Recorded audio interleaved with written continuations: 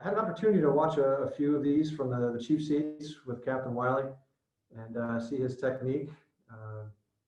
And we'll continue to do these as long as they continue. They are a benefit to the larger military and civilian community. And appreciate the opportunity to talk to you today.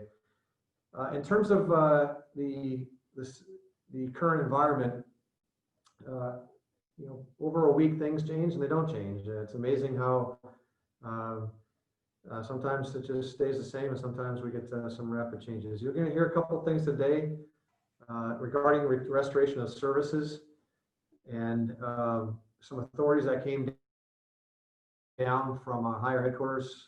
Some of those may be popular and some of those may be unpopular, but the bottom line is the last week or so we've gotten some guidance and some directives from on high. So we'll adjust fire where we can and try to provide some services for those that live and work on the installation.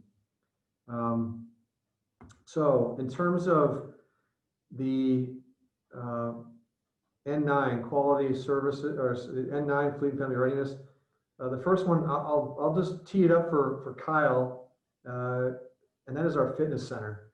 I'm not sure if the word has gotten out. I have discovered that word tends to travel fast. Sometimes before I even know about stuff, but the fitness center, we are in the position based on what's called gating criteria and based upon a directive from higher headquarters to restore fitness center services or operations here on Naval Support Activity Monterey. There are obviously some limitations to that. It's not a full restoration, and we're planning everything barring some type of calamity. We will restore some degree of fitness center services starting on Monday, the 14th of September. So Kyle, if you wanted to go into a little more detail, I'd appreciate it.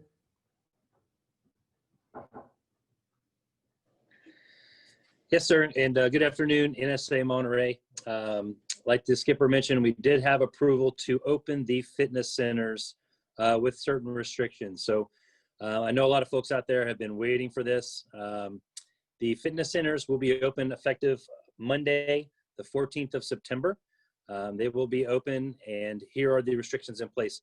So the normal, new normal COVID restrictions will be in place in terms of distancing. We've spaced out all the equipment.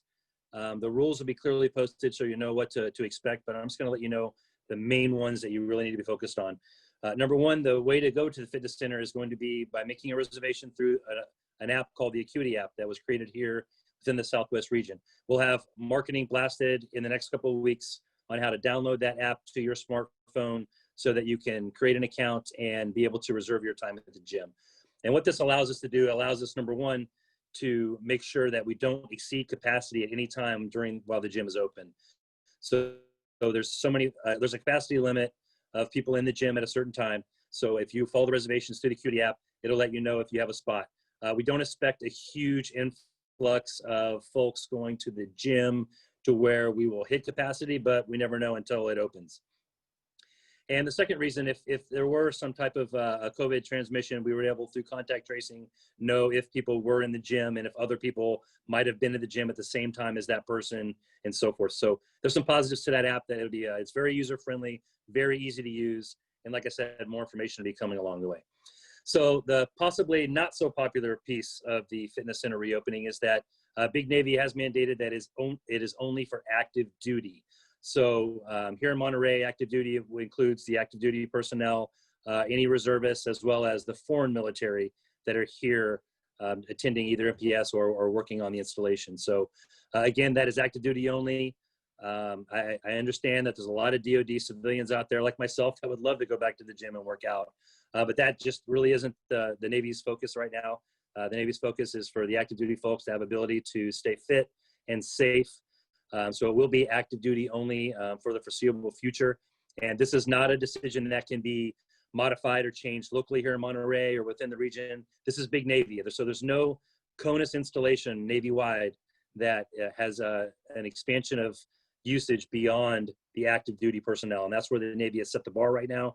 And that's what will happen effective Monday, 14 September. So that is really good news for the active duty personnel out there, for the active duty dependents, for the DoD civilians, for the retirees, and any contractors that have the passes to be able to go to the gym. It's not going to be open to those groups right now. We don't know when that aperture will be expanded.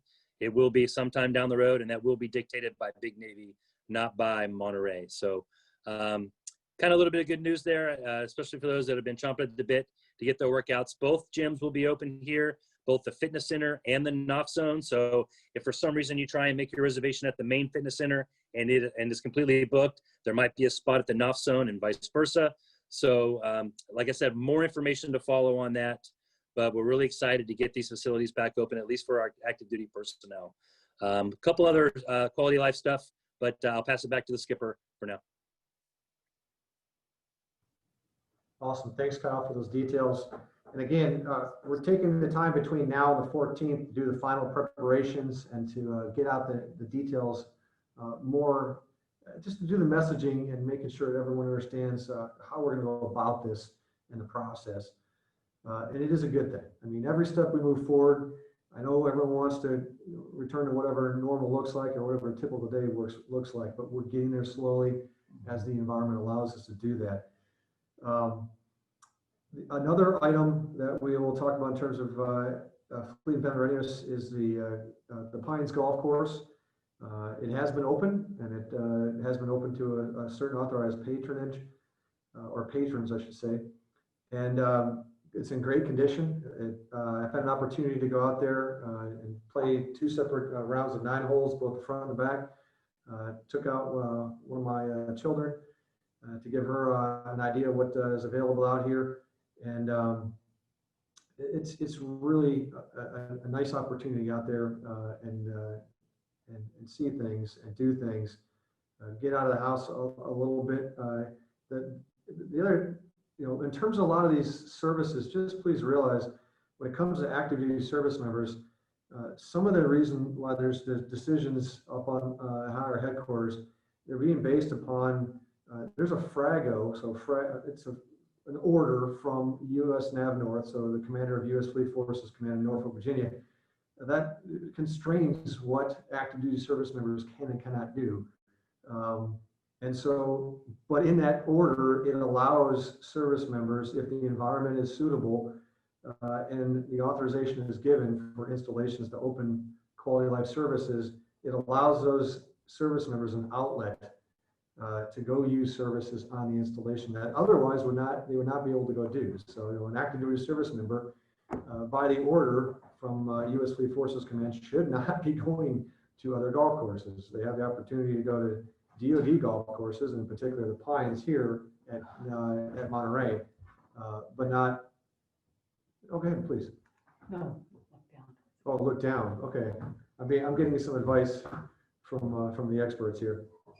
But that said, we're in a position now. We want to, especially going into the Labor Day weekend, we fully appreciate that there are those that do golf that have had the opportunity to golf here recently that would enjoy the opportunity to take some additional individuals as guests with them within their own their foursome as they proceed around the outdoors and spend some time together. So with that, Kyle, if you want to go into details about the expansion of the ability to have.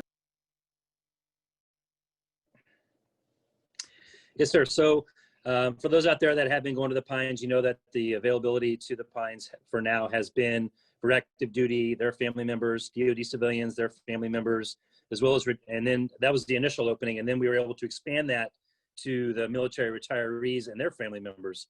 So even now that expansion has gone to that point, play is still low enough to where we feel like we can provide a safe opportunity for the military community to golf at the Pines.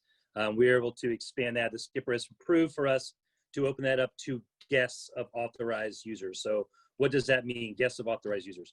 So if you are an authorized user, the previous groups that I mentioned, so if you're a DoD civilian, whether you're active duty, whether you're a retiree, you can now escort non-DoD related personnel within your own golf group. So within your foursome, you could invite and sponsor out up to 3 guests within your golf group. That is going to start on this Friday. So you're welcome to call your tee time and go ahead and get that rolling. You will have to provide your guests' names in advance. We will put them at the entry to the golf course where you pull into the parking lot. Your guest will have to be on that to be able to have access to the parking lot. So please call in your tee times in advance if you want to sponsor guests to the pro shop. We'll get their names over there to the check-in point, and then your guests will be able to utilize that Pines that day to include the grill, to include the driving range, to include the round of golf with you in that foursome. So it's a nice thing. I know we have a lot of retirees, especially out there, that have golf friends that they play golf with all the time that aren't DoD related and haven't been able to get back out to the Pines. But now you can bring those guests with you. So what this doesn't mean is it doesn't mean that the Pines is open to the general public. It's not. It's open to guests of authorized users only.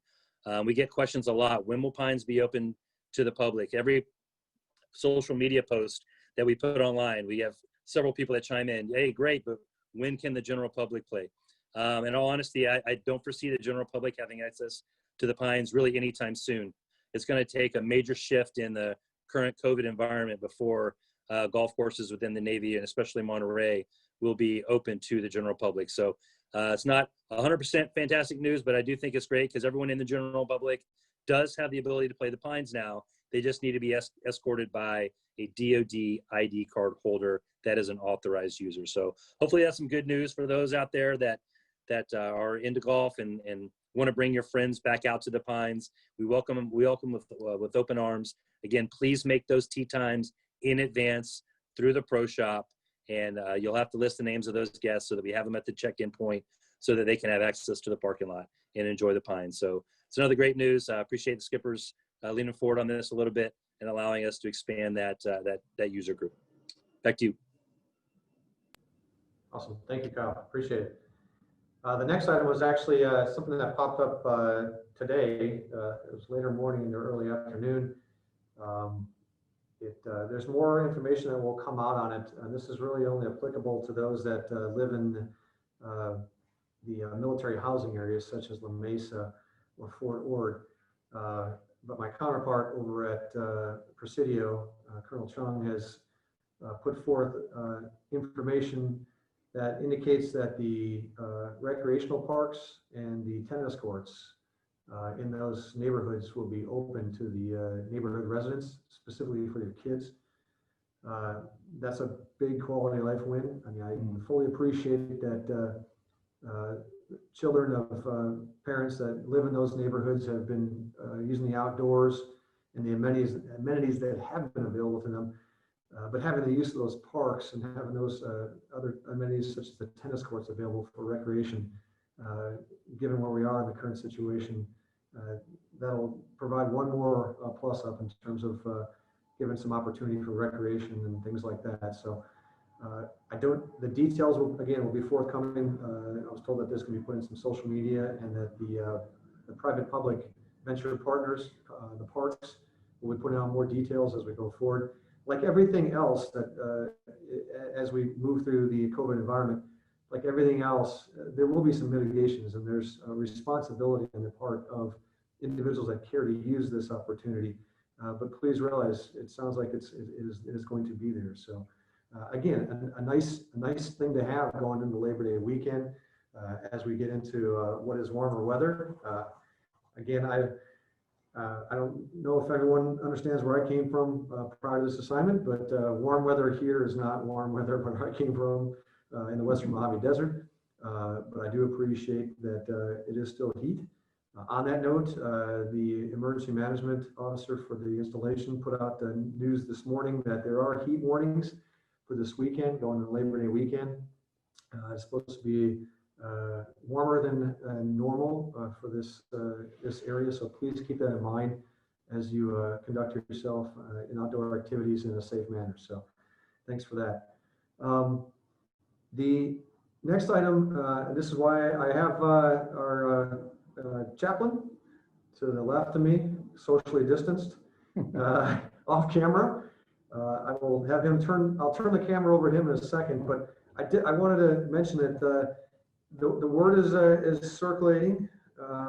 That's because my my boss's boss, Vice Admiral Lindsay, put out formal messaging on the 31st of August regarding the going into the new fiscal year, so fiscal year 2021, which starts on 1 October. He put out updated policy on religious ministry programs, aligning to the Department of Navy strategic plan for religious ministry, and it flows into the Department of Navy strategic plan for religious ministry services, and is really in light of available religious ministry resourcing and how we direct those services, and kind of very similar to what Kyle mentioned earlier about the ability to maneuver. When we receive direction from on high, we smartly salute and carry forth.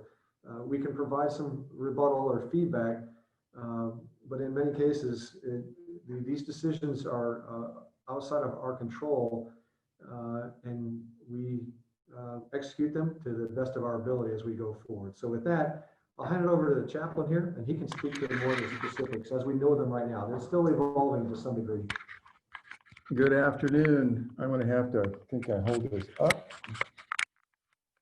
Hold on a second. You can see me, I'll scoot back. Good afternoon, Nsam and NPS staff, students, and faculty. My name is Chaplain Geromo. I am a command chaplain here, the only chaplain. I like to call it a single point of failure. But I've been here 3 years, and Skipper, by the way, welcome aboard. It's great to have you. It is with a heavy heart that as this message came out from Admiral Lindsay, that we will not, the region, Southwest, will not be continuing Roman Catholic priest contracts into the new fiscal year. The only church that will be continuing to have a Roman Catholic priest will be NAWS China Lake. So that means that our beloved Father Dominic will not have a contract this coming fiscal year. We fought hard for that, for him to stay, and it doesn't look like it's going to happen. So that's a very sad for the Catholic community and for myself. We had a very robust Catholic community here the last 3 years at Naval Support Activity Monterey. Father Dominic is a phenomenal priest, well loved and admired, and so there's a month left on his contract. Because that Catholic community was such a robust, it is with a heavy heart that we have to deal with this, and it's 50% really of my ministry. The Roman Catholic community is going away. So I'm sure I've already fielded some emails, some phone calls, some questions as to why, what are the justifications. Again, the CNIC in cooperation with the Chief of Chaplain's office is doing some realigning and providing contracts just for installations, bases, and activities that have barracks or students within the razor wire. They are considering to have a Catholic priest on our base, and their justification in their mind would be that would be redundancy. And so they are putting their allegations and their resources elsewhere. There are many Catholic churches out and about in Salinas, Marina, Seaside, Monterey, Carmel. But again, for those folks who have been coming here to Naval Support Activity Monterey Chapel in the Catholic community, this is very difficult to deal with in the process. So you have our most heartfelt sympathies about it. What we do provide, and oftentimes we try to define ourselves by what we can't do, but what we're continuing to do is Father Dominic is providing counseling sacraments as you contact him via email or phone. I've had a very robust schedule on counseling in person and also on the phone. That's obviously going to continue. As of yet, we do not have a date when our chapel will open for either the remaining of the Catholic contract or our Protestant services. We are trying to align our services and having an open church with the Monterey community. So more to come on that. I guess at this point, are there any questions for me regarding what we talked about with the Catholic contract or what services we provide in general going forward in this COVID-19 climate? I could wait a minute.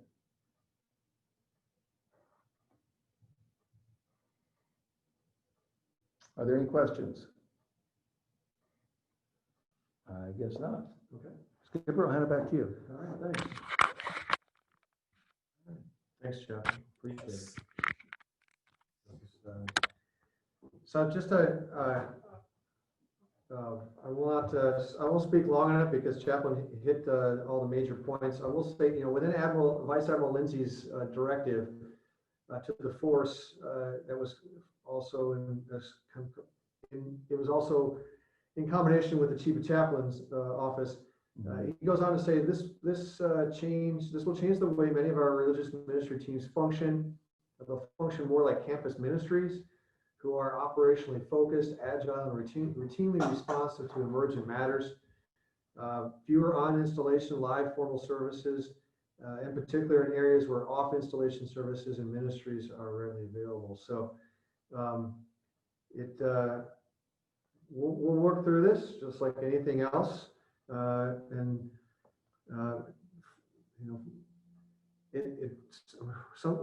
We've had some services being restored and we are having other services curtailed. So it's a constant evolving situation. So I really appreciate your patience.